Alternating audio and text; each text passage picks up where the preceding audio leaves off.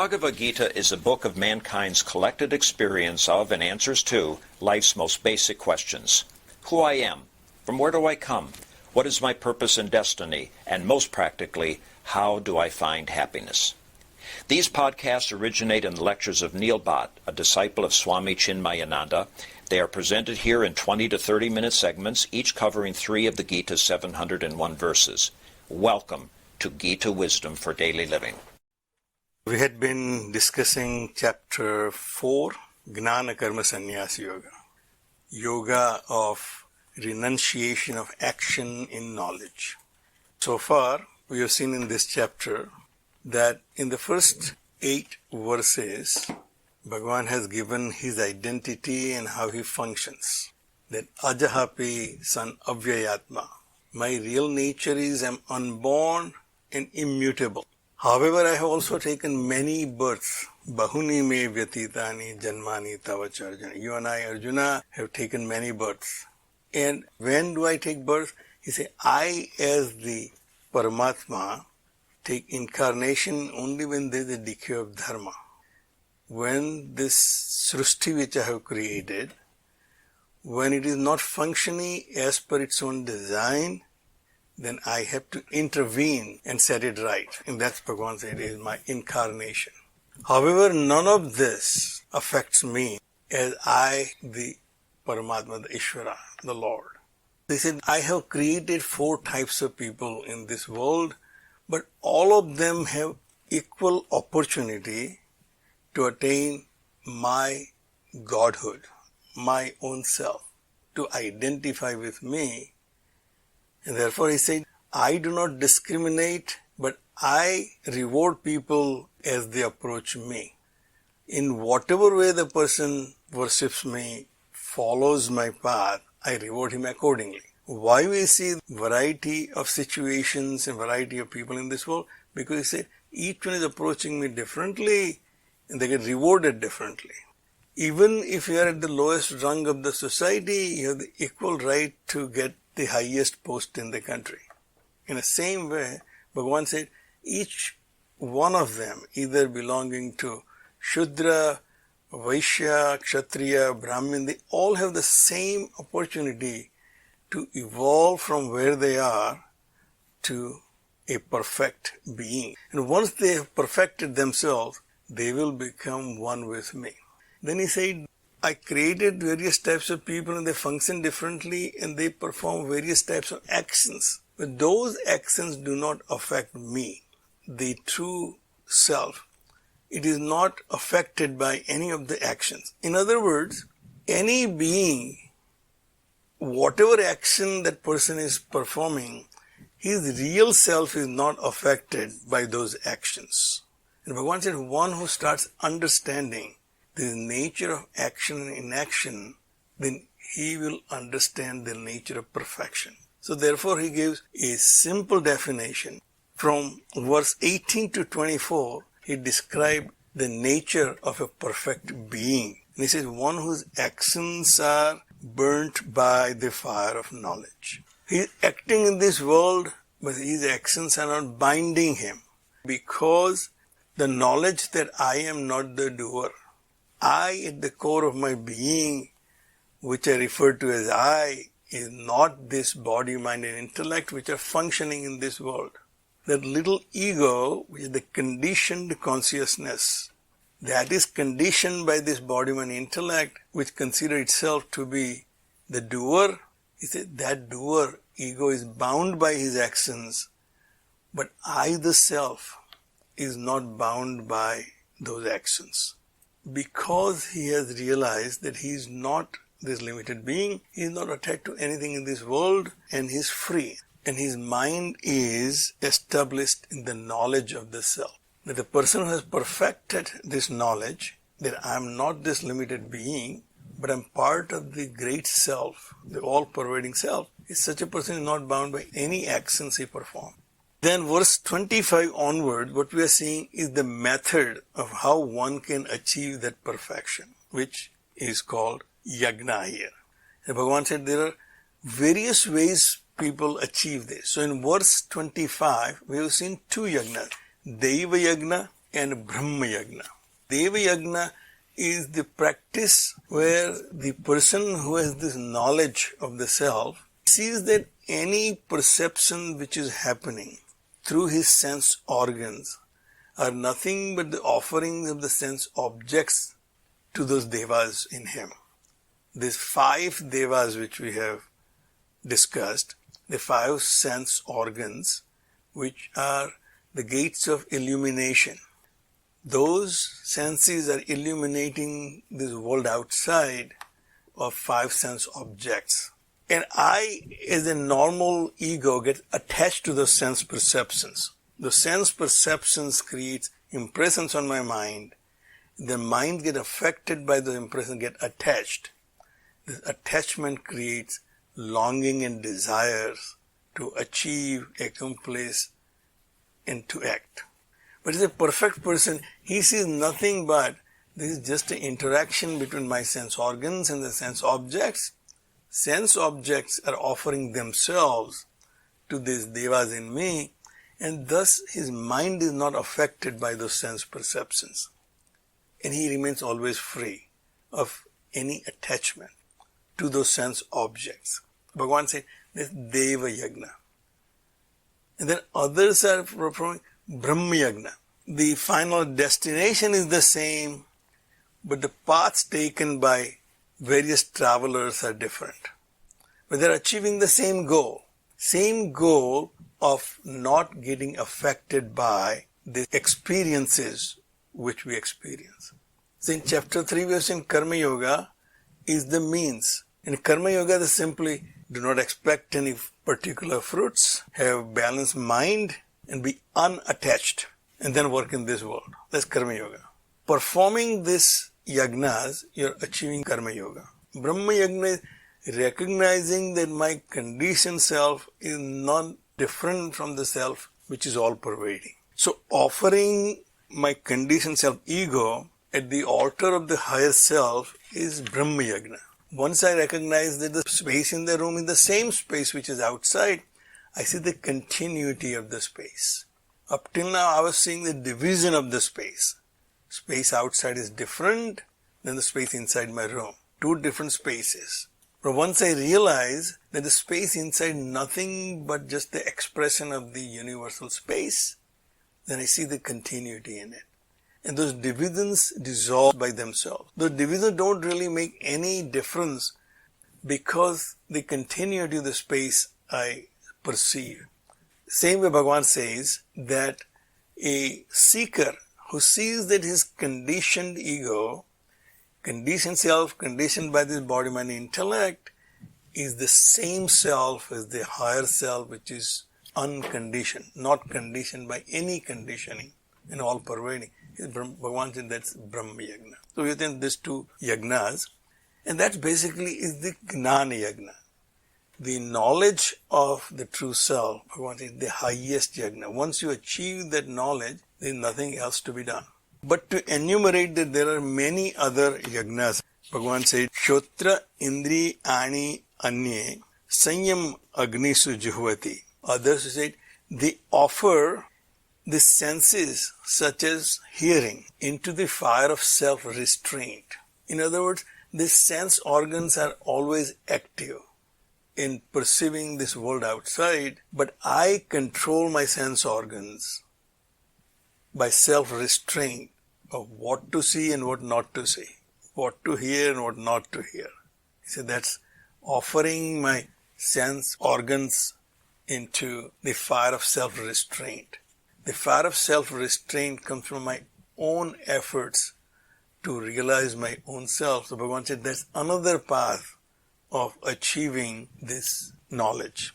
Sabdadi Vishayan Anye Indriya Agnisu Juhvati. And see, the other method is that the seeker sees that all the sense objects, Sabda Adi Vishaya, sound, etc., sense objects such as sound, touch, smell, all of them, they are offering themselves to the senses. Indriya Agnisu Juhvati. But my mind is not affected by them. This is just an interaction between the sense objects offering themselves and my senses are reacting to it. but the mind remains unattached. Therefore, Swamiji has said that all these yagnas are to be performed at the mental level. These are not physical acts of yagna, but they are mental disciplines. Could be different, but the goal is the same. To realize I, the self, is non-doer.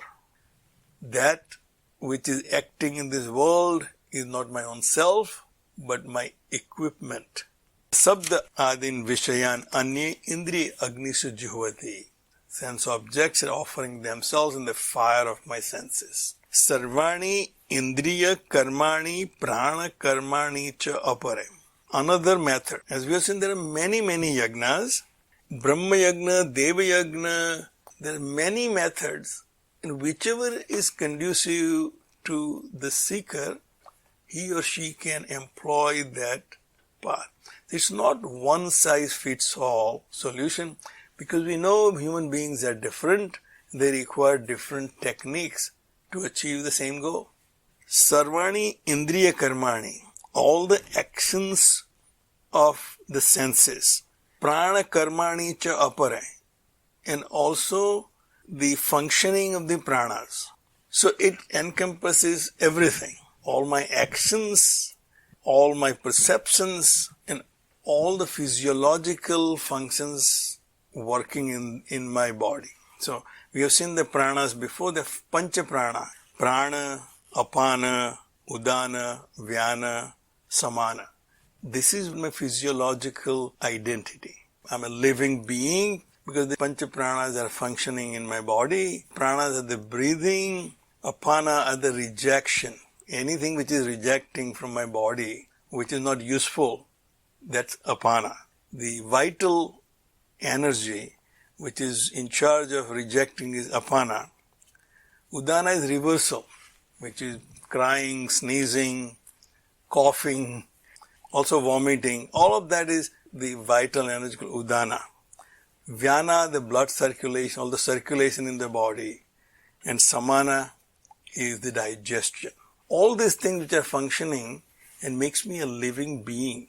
All my physiological functions and all actions of my senses. Atma Sanyama Yogagnau Juhvati Gnanadipite. They offer all those in the fire of self-restraint. So they see all this functioning is happening at the level of either a body or mind or the intellect, but they are restraining all these activities.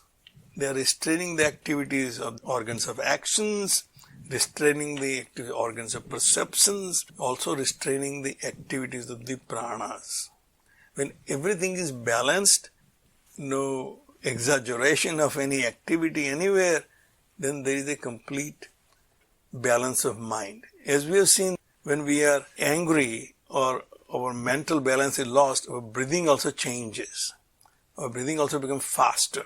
So more I control my breathing and functions of my senses and functions of my prana, my mind becomes balanced, which was the basic requirement for Karma Yoga.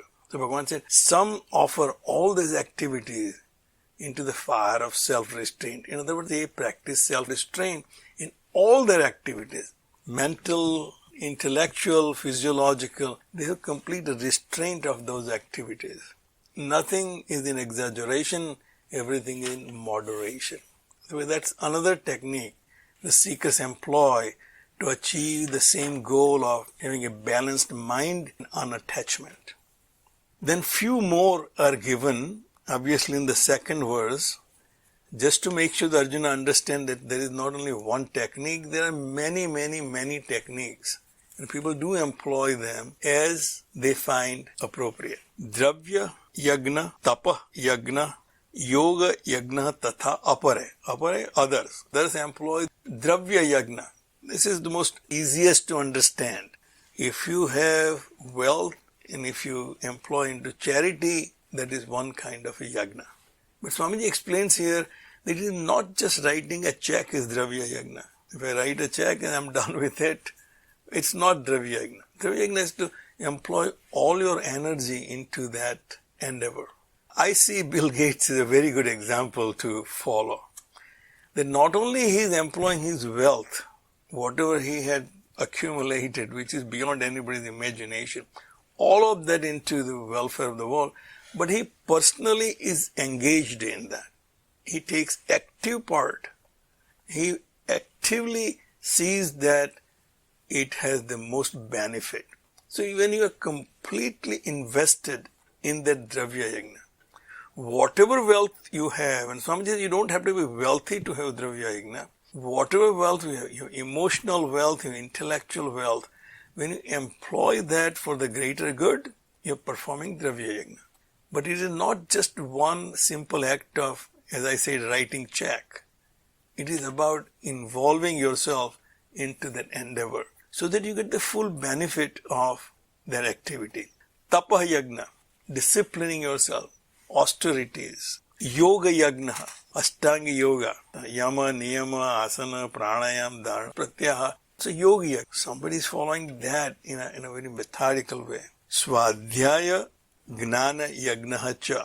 And there is also Swadhyaya, self-introspection. Studying your own self, introspecting yourself. In a Gnan Yagna, we come across this term Gnan Yagna over and over again in Bhagavad Gita, because as Swamiji points out, it is probably the word coined by Vyasa for reforming the definition of Yagna. When I offer my ignorance in the fire of knowledge, then it's a Gnan Yagna. Anytime acquiring knowledge, I'm performing Gnan Yagna, because I'm destroying my ignorance about that subject.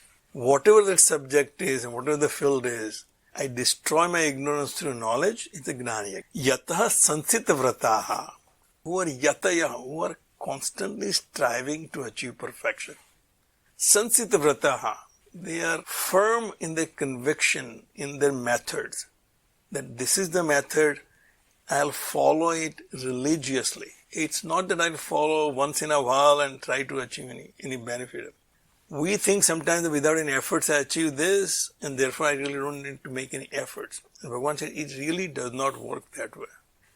It comes natural, I don't really need to practice. Well, that's not really pursuing music. Learning music is to devote yourself to it, and devote your time to it, and devote your practice to it. Then you learn music. Otherwise, you are just a footpath singer. So Bhagavan said, Sansita vrataha, those who are firm in their conviction that this is the goal and this is the path to achieve it, and invest themselves fully. We'll stop right here. If you find this podcast helpful, please support it by donating any amount by going to the episode's website at neilbhatt.podbean.com or at chinmayarichmond.org. Thank you. Om Sarve Bhavantu Sukhina Sarve Santu Niramayaha Sarve Bhadrani Pashyantu Ma Kaschid Dukkha Bhag Bhave. Om Shanti Shanti Shanti. Hari Om. Shri Gurubhyo Namaha. Hari Om.